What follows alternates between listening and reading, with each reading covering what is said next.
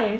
And today I thought this video could be about talking about your mental health with someone who maybe is a professional or who isn't a professional, trying to reach out for support, trying to find help and seeking treatment. And I thought that I would talk about my mental health more specifically and how I have recently gone to find treatment and plucked up the courage to go and talk to someone professionally, because I'm not gonna lie, it's a really scary process to go through, particularly with my mental health at the moment, but actually it's made me feel relieved and a lot calmer, and I hope that maybe this video could help you as well to go and reach out the professional support that perhaps you need. So it's no surprise to me or to my uni friends or perhaps to anyone else who knows me, I haven't been looking after my mental health as well as I thought I should. My mental health has deteriorated since, gosh, last October, so when I started my second year of university, and it's kind of not got any better, shall we say. When I started my second year of university, I wasn't prepared for how this year was going to plan out. In your first year, they usually hold you by the hand and they guide you through step by step of what to do and how to do things, and it was really nice, it was really calming and relieving for my first year of uni.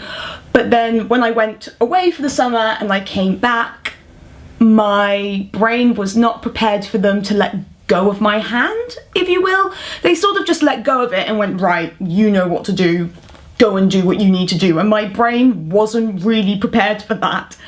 And so what I found was that my brain sort of metaphorically was falling out of my head, because I found things a little bit difficult, like writing essays and just listening, trying to keep up with theories and theatre, and my brain was sort of falling out, and I needed that brain for rational thinking, and my brain sort of just fell out of my head, and I took a downward spiral into some really physical and mental places that I haven't been before, or I have been but I've not noticed them or picked up on them. I found that when I was writing essays, sometimes I'd try and crack on with them really early, but because they weren't explained to me yet, I wouldn't know what to do.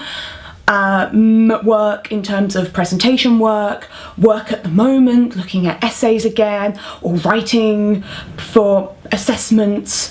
My brain is telling me that this work isn't good enough, this work is terrible, this work is awful, and keeps comparing me working now to me back in the first year and going, first year Eleanor wouldn't do this, first year Eleanor wouldn't do that. And because I'm comparing myself to a past version of me, it makes me more anxious and worried that I am not in control of my work isn't perfect, and therefore I am not going to do a good job and I'm immediately going to fail. And that's a really terrible mindset to be in. And then back in January, as some of you know, someone in our family died. And it's a weird sort of grief to go through, and I've talked about this, but that along with university, I didn't deal with those two things very well together. I was already anxious about uni, and then this came about and you have to grieve about that, but then it's a really weird grief because that person wasn't in your life. And all of these things sort of affected me in my social life, and also when I wanted to go out. It got to a point in January where, because I wasn't dealing with all of that very well, I was in Oxford Street going to meet up with some networking pals, if you will, and because I was alone, I'd travelled alone, I didn't really know anyone apart from maybe about 1 to 2 people there, and I'm always early because I'm always an early person, but maybe this is because my mental health likes me to be early so that I don't panic, but then I panic when I am early because I don't know anyone at this place, and my brain was having so many racing thoughts about, oh, you shouldn't be here, you don't really know what you're doing, and oh, you should be at work, and oh, you should be doing more work, and you should be doing your uni work, and oh, you're going to fail your uni degree, and everyone's waiting for you to do this, but you should also do this as well, but and so many other things were racing in my head, and it panicked me that I couldn't grab those thoughts and hold them and answer them because the questions were going so fast in my head, and my heart started to beat a little bit quicker, and my breath started to get a little bit quicker as well, and I could feel the blood pumping around my body, and I wanted to cry then and there, and I realised that maybe this was a panic attack and I wasn't dealing with it very well.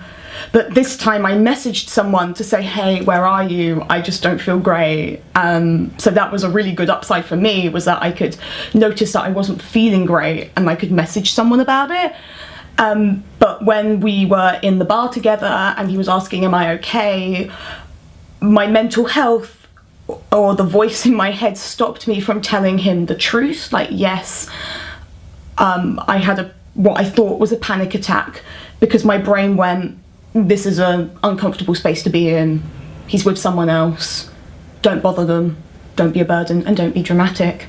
And that is a thing that's consistently been going on around my mental health. Don't be a burden to anyone, and don't be dramatic, when really that shouldn't be the case. But that isn't the only panic attack I had.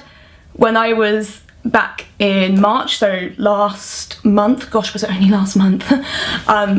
I was in the Waterstones doing the same thing, meeting up with network pals, and I remember walking around the top bit of the Waterstones, and I felt all the same things that I'd felt in January: tightening knots, heart beating really fast, my breathing was quickening, I could feel my blood, and I get frustrated at this point because I really don't want this. But the new thing I felt was that my breast area and my chest area pushed against my rib cage, or my cavity if you will, and they pushed against it, and it caused a really, a pain. It caused a dull, low ache and a pain that I haven't felt before ever in my life. And I thought, oh, this isn't normal. Oh, I think this might be another attack. And I did want to cry again, so I thought, oh, maybe this is another panic attack.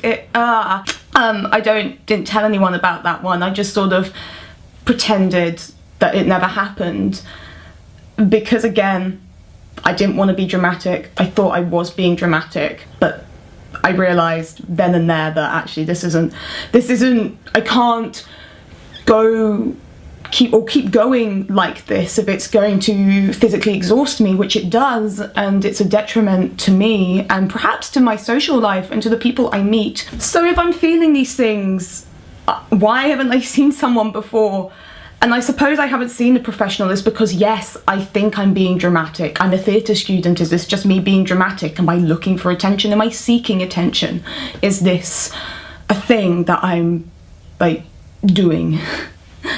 And also, I don't know, it just feels like if I'm going to talk to someone, something in my brain tells me that, oh, the people who are professionals are going to shout at me for feeling this way, or aren't going to listen to me, or are going to interrupt me and think that I'm being stupid, when I gathered all the courage to go and see them.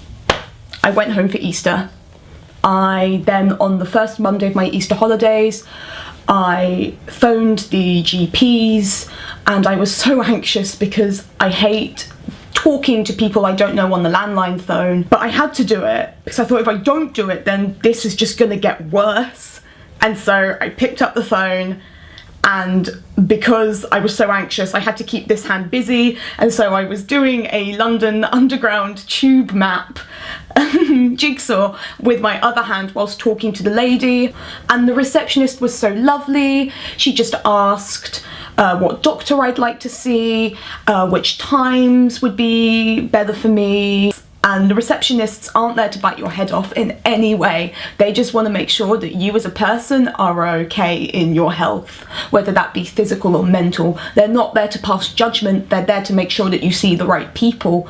So whatever your brain is telling you up here, it's not exactly true. And so when the time came to go and see the GP, I went alone. Probably not the best idea, because I know that when I'm alone, it means that my mental health can take control of a situation in a very negative way, but I had no choice. And I brought a book, I sat down in the waiting room, and I waited, And I had all the anxiety messages saying that the doctor's forgotten about you, the doctor isn't going to speak to you, the doctor's lying to you, he's not going to see you, why are you doing this, they've set you up for failure. And it's all those things that it's been telling me all this time. And it takes a lot of strength to go, I'm going to stay here and I'm not going to leave, because I know that I need this help. I need this help badly. So I sat there and I waited, and the doctor called me in. When the GP and I were together, I talked. I just basically spilled my brain space onto his floor, but it wasn't like he was judging me in any way. Basically, he just let me talk. And it's not easy for me with my mental health to talk about it, because anxiety likes to shut it down and likes to say, no, don't talk about it, don't talk about us. In a case, don't talk about us at all. So I had to write notes throughout my time in London about how I felt. So there I was, shakily, literally shaking, opening my phone, getting out those notes and just saying how I felt, because I knew that if I didn't write notes, I wouldn't be able to speak truthfully. I wouldn't be able to get the words out. He just listened, he was silent, he didn't make me feel stupid, he didn't make me feel awkward, he didn't interrupt me at any point.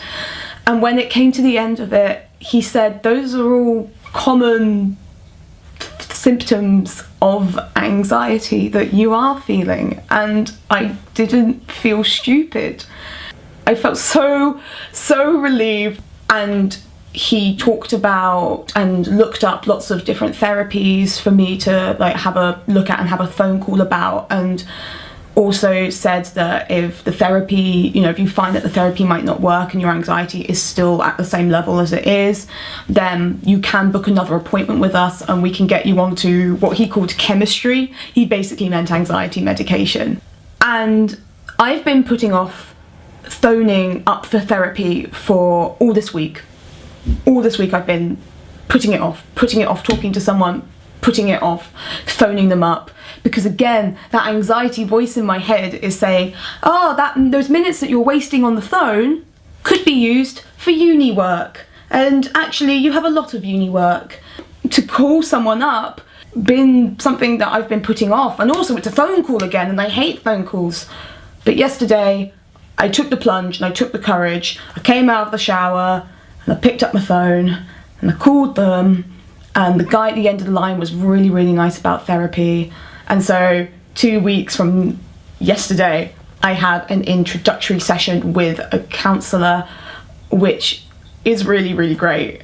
Talking about your mental health with a professional or a non-professional, depending on how you want to deal with your mental health, is again not shameful. If you really are struggling, talk to people that you are close to. Honestly, those people that you trust and are loyal to you are not going to shout at you about how terrible it is and how much of a burden you are and you're so dramatic, you shouldn't be worrying about this type of stuff, because honestly, they just want to help you and make sure that you are the most amazing person that you are. They want to make sure that no one's gonna dull your sparkle, honey. You shouldn't be made to feel ashamed about talking to someone professionally, because again, that's their job. Their job is to listen to you talk about whatever ailments you have, whether it's in your brain or whether it's in your physical health. So right now, just sitting here waiting for maybe introductory therapy to start and see where that goes, and you will be joining me on that journey, and also saying goodbye to coffee, because it's not helpful for my anxious brain at the moment. It makes me more anxious, it makes me jittery. I hope this video has helped. I hope you liked this video, and I will see you in the next video. Bye!